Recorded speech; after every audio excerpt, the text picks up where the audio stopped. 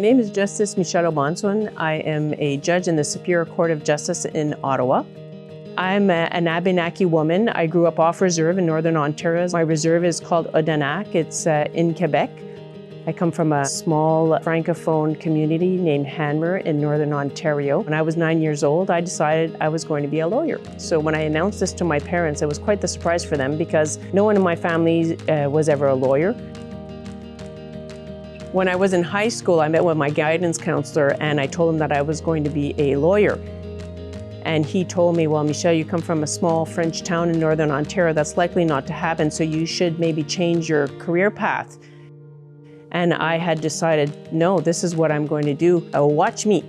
I did my Bachelor's in Arts at Laurentian University, and then I came to University of Ottawa in French Common Law program. I started off at Justice at the RCMP Legal Services. Then I went to Canada Post, where I practiced for 9 years doing labor and employment across Canada. Then afterwards, I left to go to the Royal Ottawa Healthcare Group to become the General Counsel, where I specialized in labor and employment because they had 5 unions, but I also specialized in mental health law with a specialty in forensic mental health. In the first year that I was here in French Common Law program, someone from the Commissioner's office came and spoke to us to describe how you got to be a judge. So you had to have the tenure requirements, etc. And someone in the crowd had asked him, well, what's the perfect judge? And he said, the perfect judge is an Aboriginal bilingual woman. I thought, hey, that's me. In October of 2016, I applied to the judiciary and was named the first Indigenous woman at our court in May 2017.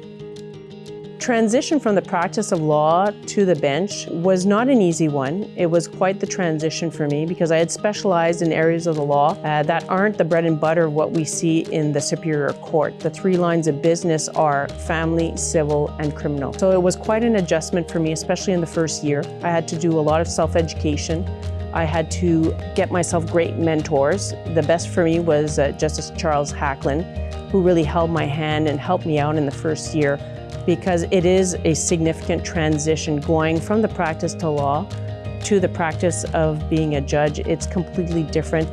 I think as judges, we have an important role to play in access to justice. We have an active role to play about speaking in the community, about what we do and what our role is. And I think it's important for those that appear in front of us, not just the lawyers, but the general population, to understand what a judge does and what our role is and how everything meshes together when the public appears in front of us.